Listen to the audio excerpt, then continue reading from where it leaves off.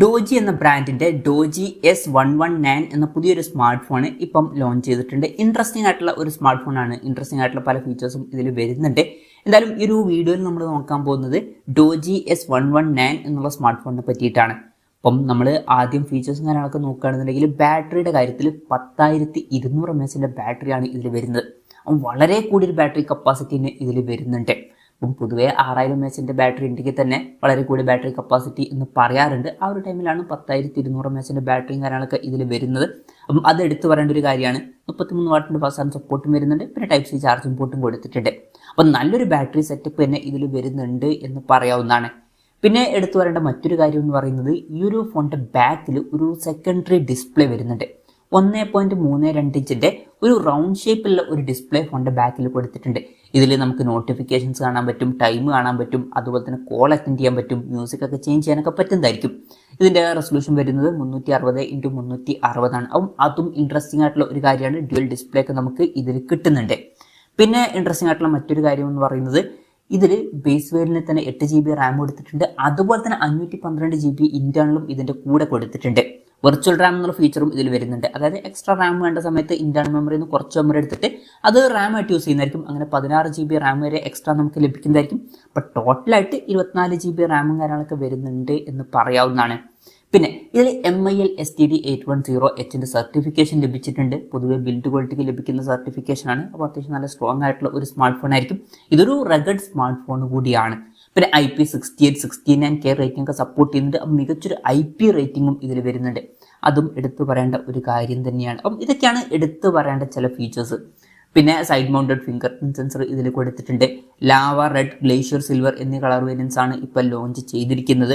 പിന്നെ ക്യാമറയുടെ കാര്യത്തിൽ ഫോണിൻ്റെ പിന്നിൽ ട്രിപ്പിൾ ക്യാമറ സെറ്റപ്പാണ് വരുന്നത്. 100 MP മെയിൻ ക്യാമറ സെൻസറാണ് വരുന്നത്. 5 MP അൾട്രാ വൈഡ് ആംഗിൾ ലെൻസും 20 MP നൈറ്റ് വിഷൻ ക്യാമറയും വരുന്നുണ്ട്. അപ്പം അത് ഇൻട്രസ്റ്റിംഗ് ആയിട്ടുള്ള ഒരു കാര്യമാണ്. നൈറ്റ് വിഷൻ ക്യാമറ ഒക്കെ കൊടുത്തിട്ടുണ്ട്.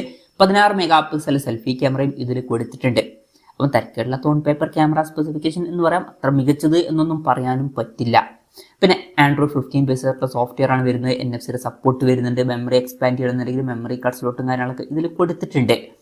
പക്ഷേ ഇതിൽ നെഗറ്റീവായിട്ട് വരുന്ന ചില കാര്യങ്ങളും വരുന്നുണ്ട്. ഇപ്പോൾ ഒരു കാര്യം എന്താണെന്ന് വെച്ചാൽ ഇപ്പം ബാക്കിൽ ഒരു ഡിസ്പ്ലേ ഉണ്ട്, നല്ല കാര്യമാണ്. പക്ഷേ ഫ്രണ്ടത്തെ ഡിസ്പ്ലേയുടെ കാര്യത്തിൽ 6.72 ഇഞ്ചിൻ്റെ ഫുൾ HD+ ഡിസ്പ്ലേ ആണ് വരുന്നത്. LCD പാനലേ കൊടുത്തിട്ടുള്ളൂ. ഈ ഒരു സ്മാർട്ട് ഫോൺ ഏകദേശം 29,400 രൂപ പ്രൈസ് റേഞ്ചിലായിട്ടാണ് വരുന്നത്. ആ ഒരു പ്രൈസ് റേഞ്ചിലൊക്കെ വരുന്ന ഒരു ഫോണിൽ നമ്മൾ AMOLED ഡിസ്പ്ലേ തന്നെയാണ് എക്സ്പെക്ട് ചെയ്യുന്നത്.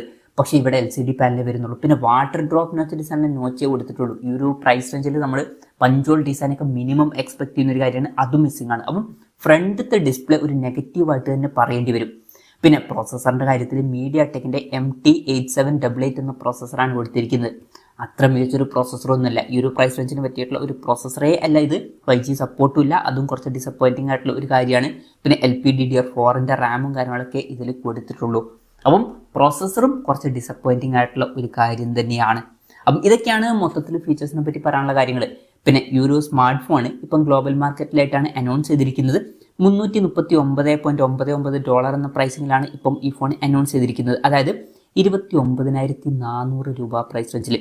ആ ഒരു പ്രൈസ് റേഞ്ചിൽ ഇൻട്രസ്റ്റിംഗ് ആയിട്ടുള്ള ഫീച്ചേഴ്സ് എന്തൊക്കെയാണെന്ന് വെച്ചാൽ സെക്കൻഡറി ഡിസ്പ്ലേ ഇൻട്രസ്റ്റിംഗ് ആയിട്ടുള്ള ഫീച്ചേഴ്സ് ആണ്. നല്ല ബാറ്ററി വരുന്നുണ്ട്. നല്ല ബിൽഡ് ക്വാളിറ്റിയും കാര്യങ്ങളൊക്കെ വരുന്നുണ്ട്. അതുപോലെ തന്നെ 512 GB ഇന്റേണലൊക്കെ വരുന്നുണ്ട്. നൈറ്റ് വിഷൻ ക്യാമറ ഒക്കെ ഇൻട്രസ്റ്റിംഗ് ആയിട്ടുള്ള ഫീച്ചേഴ്സ് ആണ്. പക്ഷേ ഈ ഒരു പ്രൈസ് റേഞ്ചിന് പറ്റിയിട്ടുള്ള ഡിസ്പ്ലേ ഫീച്ചേഴ്സേ അല്ല ഇതിൽ വരുന്നത്. അതുപോലെ തന്നെ ഈ ഒരു പ്രൈസ് റേഞ്ചിന് പറ്റിയിട്ടുള്ള പ്രോസസ്സറും വരുന്നില്ല. പെർഫോമൻസ് ഓറിയൻറ്റഡ് ആയിട്ടുള്ള ഒരു ഫോണല്ല. അതുപോലെ തന്നെ അത്ര കോണ്ടന്റ് കൺസംഷനൊന്നും ബെറ്റർ ആയിക്കൊള്ളണം എന്നില്ല ഫ്രണ്ടത്തെ ഡിസ്പ്ലേ ഒക്കെ വെച്ച് നോക്കുകയാണെന്നുണ്ടെങ്കിൽ. അപ്പം ചില ഇൻട്രസ്റ്റിംഗ് ആയിട്ടുള്ള ഫീച്ചേഴ്സ് ഉണ്ടെങ്കിലും വലിയ നെഗറ്റീവ്സ് ആയിട്ടുള്ള ചില കാര്യങ്ങളും ഉണ്ട്. അപ്പം ഇതുപോലുള്ള ഒരു ഫോൺ നിങ്ങൾ എടുക്കുമോ എന്നുള്ള കാര്യം ജസ്റ്റ് ഒന്ന് കമൻറ്റ് ചെയ്യുക. അപ്പം എൻ്റെ ഒരു പേഴ്സണൽ കാര്യം ചോദിക്കുകയാണെന്നുണ്ടെങ്കിൽ ഞാൻ ഇതുപോലുള്ള ഒരു ഫോൺ എടുക്കില്ല. മെയിനായിട്ടുള്ള ഒരു കാര്യം എന്ന് പറയുന്നത് എനിക്ക് മെയിനായിട്ട് വേണ്ട പ്രോസസ്സറും അതുപോലെ തന്നെ ഡിസ്പ്ലേയും അത്ര മികച്ചതല്ല. പിന്നെ വേറൊരു കാര്യമുണ്ട്, വെയിറ്റും കുറച്ച് കൂടുന്നതായിരിക്കും. അപ്പം ഇതാണ് ഈ ഒരു ഫോണിനെ പറ്റിയിട്ട് പറയാനുള്ള കാര്യങ്ങൾ. ഈ ഒരു ഫോണിനെ പറ്റിയിട്ടുള്ള നിങ്ങളുടെ അഭിപ്രായം കൂടി ജസ്റ്റ് ഒന്ന് കമൻറ്റ് ചെയ്യുക.